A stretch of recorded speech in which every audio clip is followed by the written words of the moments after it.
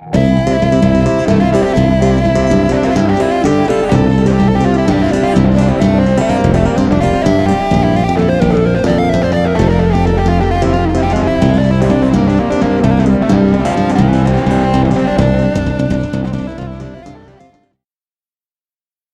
to my basic freehands technique video. In this video, we're going to be looking primarily at one specific aspect of the technique, which is supporting the movement of the fingers with movement of the hands. I didn't come to this instrument from a guitar or bass background, so I didn't have any kind of habits as far as fretting the notes goes on the board. Instead, I came to it from a keyboard background, and I found that I was moving my hands a lot more to activate the notes than most of the other stick players that I see.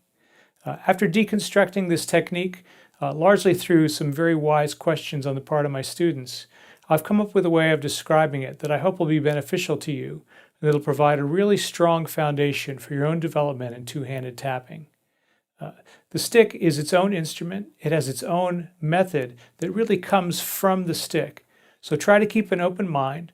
Some of these things might feel a little unusual to you, especially if you've been playing the guitar for a long time. But give them a try. I think you'll find that they'll give you a really strong foundation. This approach of supporting the movement of the fingers with movement of the hands has a lot of benefits, including improved timing, better tone, easier fretboard navigation, more controlled dynamics, and most important of all, it really improves your ability to develop independent two-handed tapping. I didn't come to this instrument from a guitar background, so the motions that I like to use for fretting the notes are very different from the typical up and down finger motions that you would have on the fretboard. Instead, what I like to do is to support that movement with movement of the hand along the line of the string. You'll see what that means in a minute, but first I want to make sure that your instrument is positioned properly on your body. You want to make sure that the neck is up inside your shoulder joint, so tighten the shoulder strap to the point where you can get your arm to move freely up and down to form a variety of chord shapes. You also want to have your inlay marker that's right here at about shoulder height so that the instrument is up high enough that you can get to the higher frets without having to bend your left hand around too much and without having to bend your wrist too much. The less vertical your instrument is, the more you'll have to bend your wrist and the more difficulty you'll have sustaining these kind of left-hand chords. And also you want to place the instrument kind of at the horizontal center of your body. So when I look down, I see that my middle of my 12th fret inlay marker is kind of right in the middle of my body. That makes for easy access for both of my hands. It's really important that you can get your right thumb at least on the beveled edge of the instrument. So if you happen to be a little bit big around the middle, you can get a non-angled belt hook, which is going to rotate the instrument forward a little bit, which will make it easier for you to get that thumb there. The belt hook has 4 adjustable positions on it, and those determine how high the instrument is going to be resting on your body. I like to use the second highest position, which puts the instrument so that the inlay is just about at my shoulder height. If you want to play sitting down, that's great. There are 2 easy ways to do that. One is to just wear your stick belt loosely around your waist so that the belt hook is resting on the front of the chair. Just make sure again that the instrument is up high enough that you can rotate your arm freely in order to form the chord shapes that you want to form with your left hand. This does put the instrument out a little bit further away from your body, and it does place it off just a tiny bit off to the left side, but the arms seem to be working about in the same positions and the same angles. So it's pretty comfortable. Another thing that you can do is use one of these lap bars, and I recommend that you get one that has a dip in it so that it allows the instrument to rest down a little bit between your legs. Otherwise, it's up a little too high. So you want the instrument to be balanced, again, so you don't have to hold it, and it makes it very easy to play comfortably sitting or standing with the instrument in the same position relative to your body as it would be if you were standing up.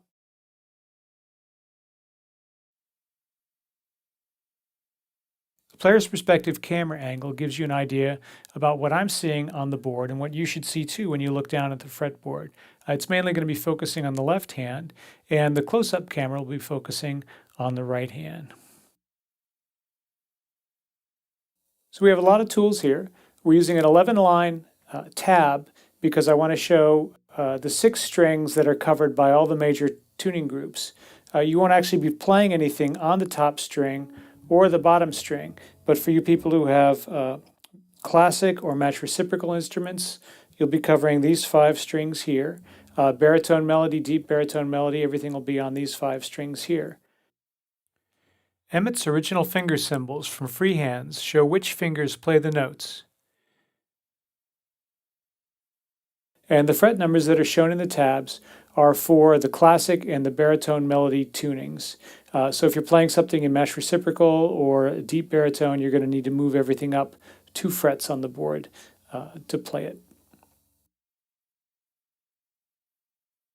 Sometimes lettered notes are shown on the charts instead. The bass strings are just 5 strings are shown. Nothing's going to be done on the 12th string on this instrument. So you'll have a very easy time finding out where everything is. So let's talk about the basic hand movement.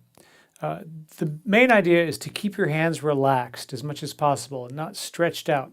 So the hand is going to move all together. The thumb is going to move with the hand. This is my contact point on the stick.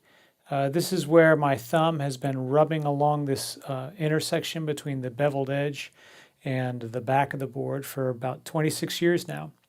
And each time I play a note, I try to drive the note with movement from my hand. So that note I just played is a G, and I'm going to play it again so you can see what's going on. I don't come into the note from above with my finger. I come into the note obliquely and hit it just behind the fret. That's the sweet spot. That's where we want the notes to be as much as possible. So this direction that I'm moving, my hand, when I play this note, you can see is up the board towards the bridge. I call that movement up fret movement because the hand is moving in position up the fretboard. If I play this note again with my second finger, I'm moving back down towards the nut. So that's called down fret movement. So again, first finger going up, second finger going down. Up fret, down fret, up fret, down fret. And it doesn't matter what fingers I use. If I play third finger, second and third finger, first and third, the notes are basically going to sound the same because I'm reinforcing my fingers by moving my hand along the line of the string. So the same thing is true for the right hand. I'm going to play a C here on the right hand. And when I play it again, you can see I'm not coming down with my finger like this in kind of a typing motion. What I'm doing instead is coming in along the line of the string, moving that way. And so when I play the note with my first finger, you can see my thumb is also coming in with it. Then when I play with my second finger, I go back again, down fret towards the nut. So up fret with the first finger, down fret towards the nut with the second finger. And you can hear how that sounds. It's got a really nice deep fundamental. There's a floor underneath that note. Whereas if I play it with my finger, it gets kind of buzzy.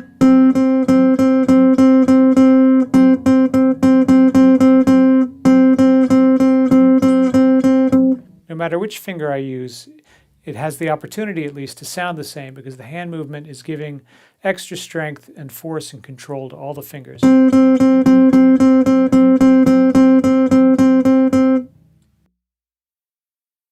Now, what you might also notice about this is as I'm playing the notes, my arm is moving up and down. And the movement itself is very fast, even if I'm playing the notes really slowly.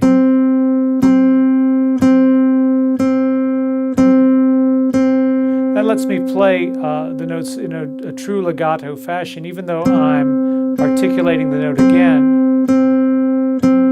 You can hear that there's no gap in between the notes. So when I play with my left hand, you can see it really clearly. thumb is moving along the back side of the board. Same is true for my right hand.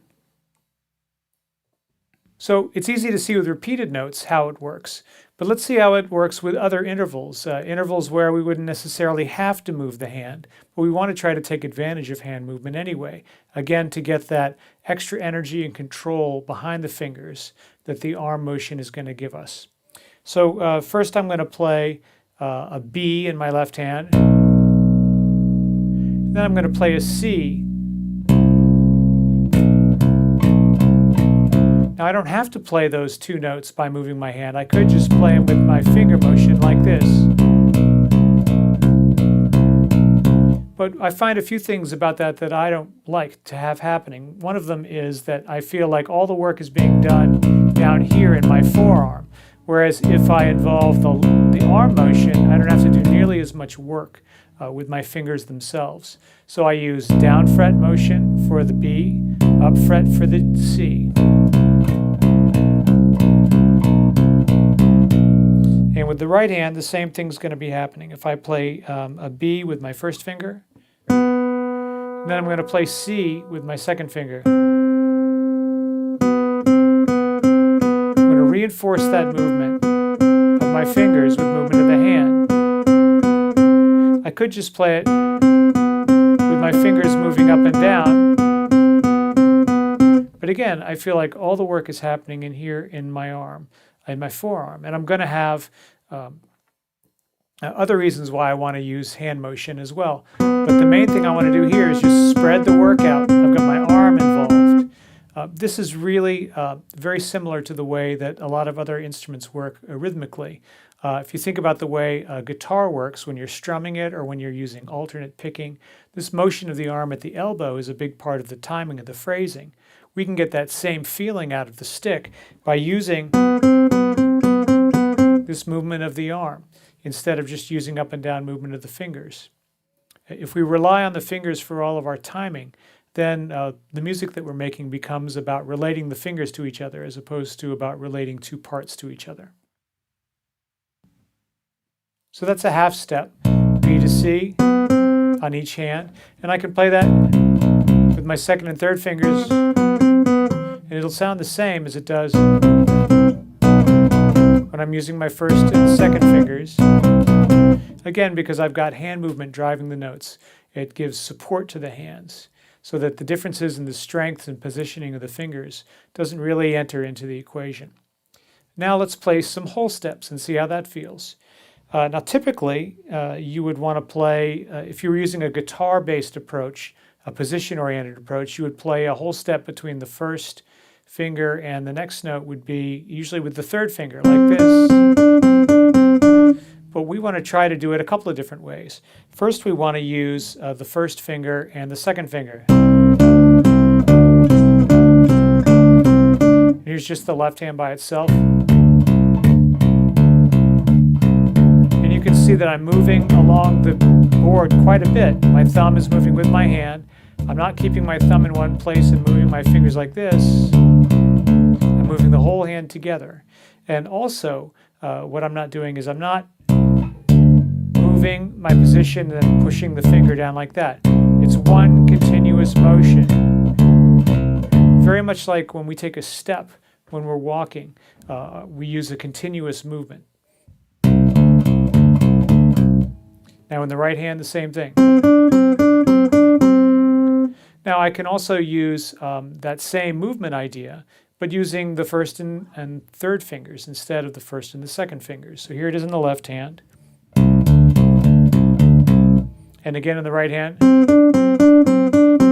And like I said before, I don't have to use movement to play those notes, but I want to use movement. I want to get that sensation of moving the arm along the line of the string, because that's going to give me some real benefits in terms of timing and phrasing. And it's also going to help me separate my two hands from each other and build real independence for the hands. So let's try playing a minor third now with our first finger on the B, and we're going to play a D with our fourth finger. Okay, so reinforcing that with hand movement.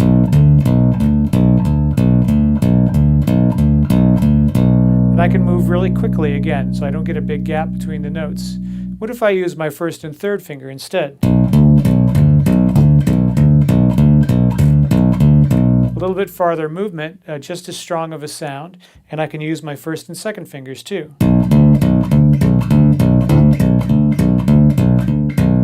So I want to try to take advantage of hand movement as much as possible to get my hand to where it needs to be. This is going to open up a lot of fingering possibilities that I wouldn't have if I was using a more position-based approach. For example, if I wanted to continue this line, if I wanted to go B, D, E, okay, I can use that with my first, second, and third, or I could use my first, third, and fourth, second, third, and fourth. What if I was playing?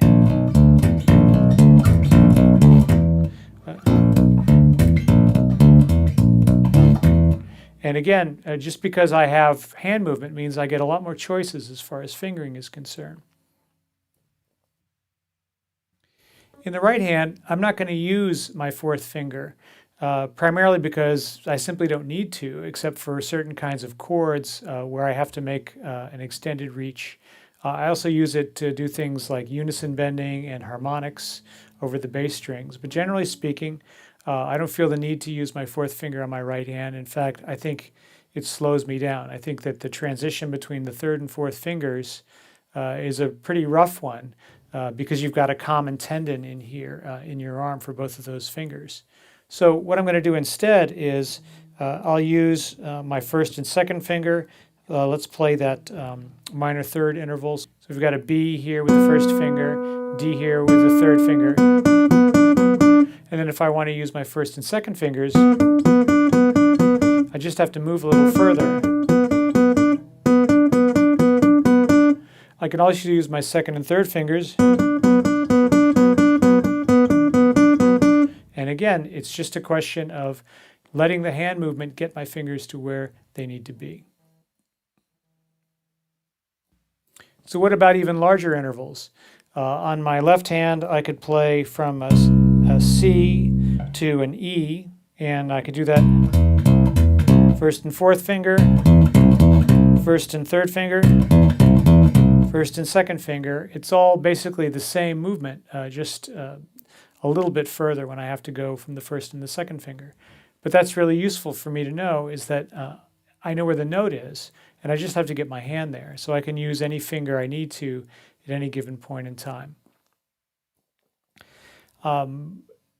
Same thing goes for the right hand. If I need to play C and E here, well, that's a natural span in the scale when you use three-fingered scales. I can also do it quite easily between my first and second fingers, first and third fingers the same, even my second and third fingers.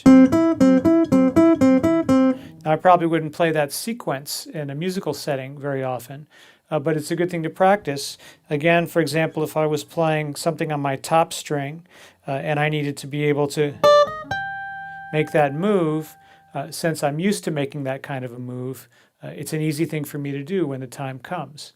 I don't have to learn a new technique every time a new situation comes along, because hand movement is going to allow me to get my hands to where they need to be on the board. So here's another couple moves I'd like to show you where hand movement really comes in handy, no pun intended.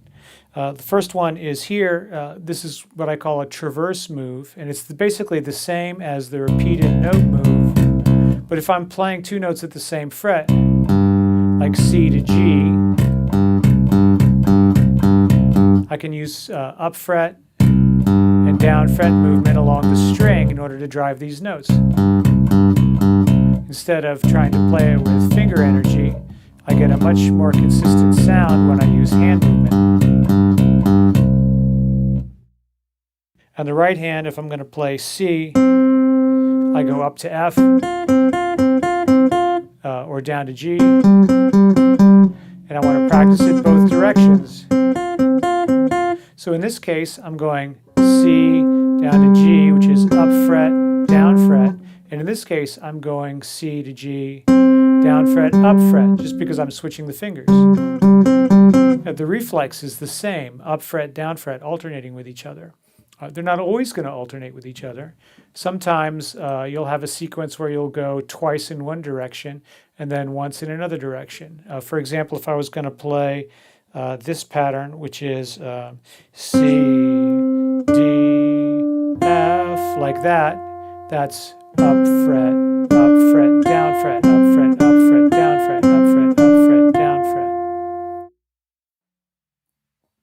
So I just want to show you an example of how dynamics works with hand motion, and you can try this yourself, and I'll do my best to make this a fair test, again, because I don't normally use just finger energy when I play.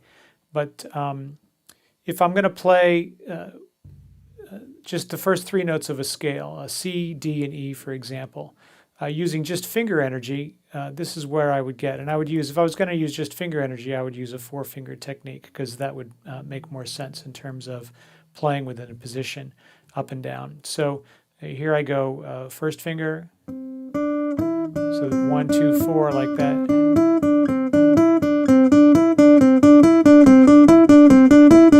Playing as loud as I can, as hard as I can.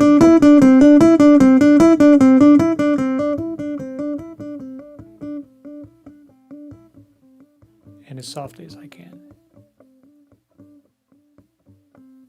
Now, if I use hand movement, a different kind of control comes into play. So first I'm going to play as softly as I can.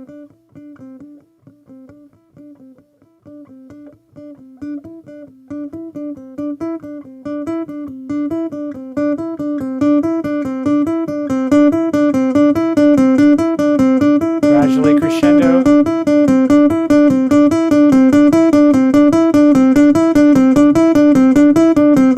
As loud as I can.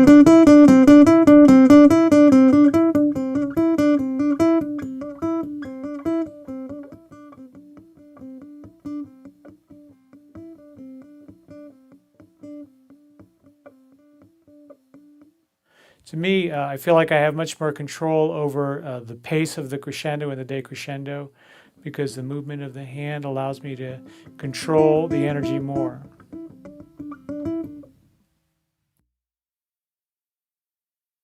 As far as hand movement is concerned, we already have a natural instinct, which is when we're going to play a chord, when we're playing three notes all at the same time. For example, I'll play C, E, and G. I'm just going to play them all at once, what I call a block chord. Now when I play those notes all at the same time, you can see clearly my hand is moving together. If I try to play them just with movement at the finger joints, it doesn't have the same kind of power behind it.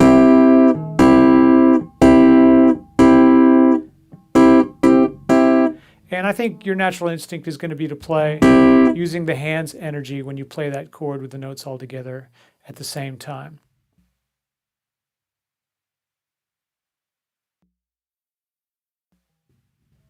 So before we get into our next thing about hand movement involving chords, I just want to show you a few chord shapes so that you can be familiar with them. In the left hand, here's a basic major triad. So you've got the root, and then the fifth, and then the major third is played as a 10th up on the top. You'll notice that I'm allowing my hand to drop so I can form the shape of the chord really naturally. It's one of the benefits of having the instrument up in this more vertical position. So there's a C major, and then if I go up 2 frets, that's a minor chord, that's a D minor. So root, fifth, and third. And again, you can see when I play these, I'm not playing them like this. I'm actually using hand movement to reinforce the notes of the chord. And then we have G major. Here's an F major. E minor. And again, the angle of my arm makes it possible for me to play the chord with hand motion.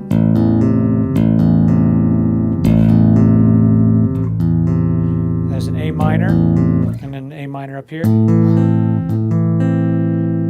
And then you've also got augmented chords. So here's a C augmented, root, sharp 5, major third there. And then diminished triad, which is root, flat 5, and minor third. So these are all the basic root 3-5 chords in the left hand. And with the exception of this one, they're all very open, relaxed kind of chord shapes. So the diminished chord shape, you have to watch out for that one. But you can still use hand movement to play the chord. And that's the nice thing about this strategy of using the line of attack that the chord shape naturally forms. So now how powerful that bass note is. So I'm supporting it with my first finger, with my arm moving.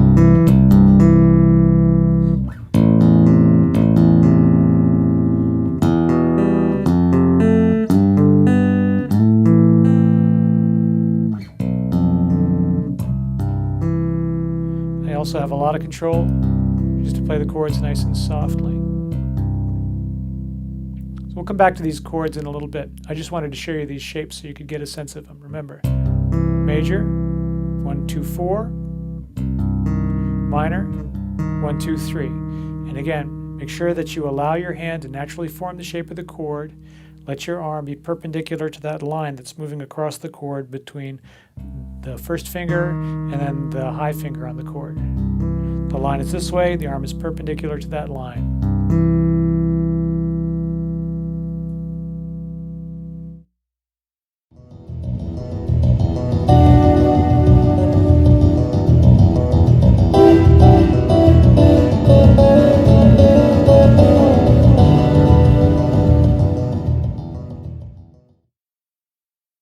So let's look a little bit at how chords work in the right hand on the stick. I'm going to show you the basic major chord shape. In this case, I'm going to start with a G major chord. And that's just G on the bottom, B in the middle, and a D on the top. Now, because the uniform tuning of the stick, on the melody strings, it's all fourths, so I can take that shape and I can move it around to any location and I'll have a major chord, just depending on what that lowest note of the chord is. So here I'm playing a G. If I move it up a half step, playing G sharp or A flat major, A major, B flat major, B major, C major, and so on. And so no matter where I play that shape, I'm going to have a major chord with the root of the chord as the bottom note of the chord. Now I can also rearrange the notes in the chord, and that becomes what's called an inversion of the chord. So instead of playing my C major chord like this, where I have the C on the bottom, the E in the middle, and the G on the top, I can take that G and I can move it down an octave from here to here. And so now I've got a C major with a C in the middle and a G on the bottom. Another change I can make is to take that same original chord shape of the G major, like that, G on the bottom, B in the middle, D on the top, and I can move the G up an octave. So now I'm playing G major like this. So now I've got the G on the top, the B on the bottom, and the D in the middle.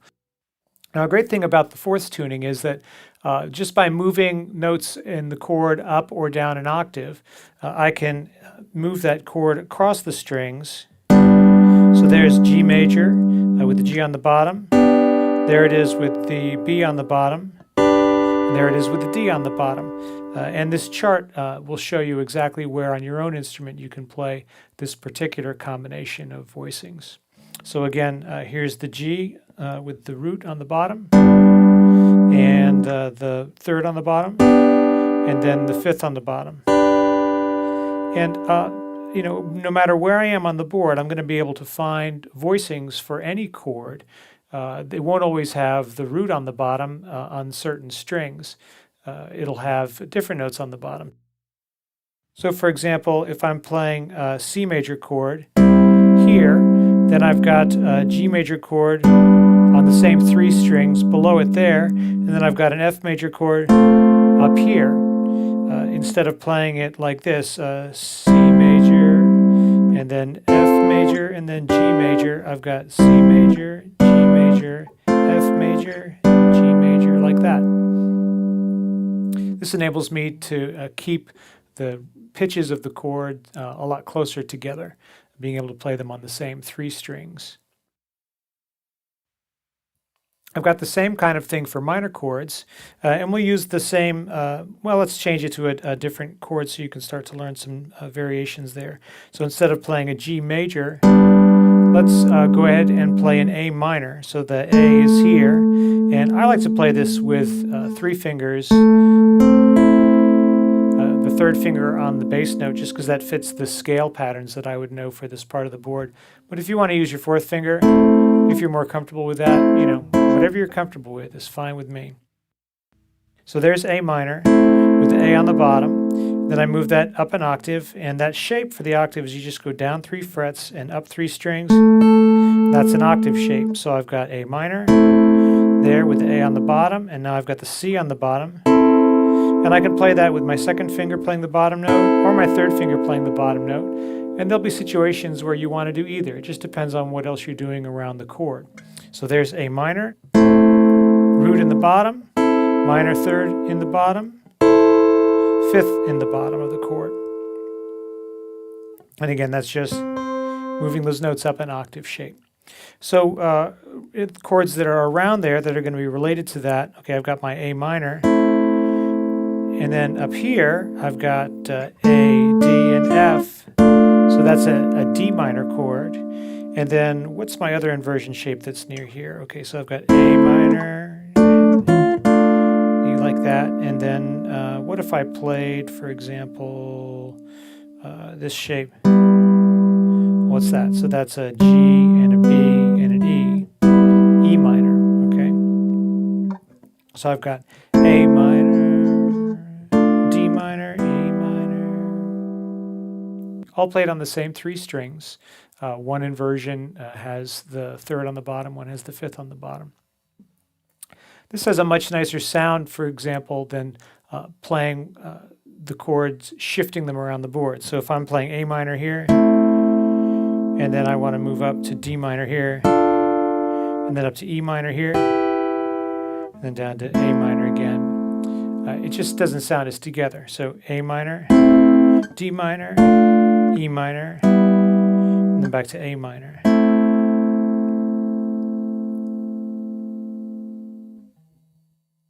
We'll come back to using some of these chords in conjunction with bass lines in a minute.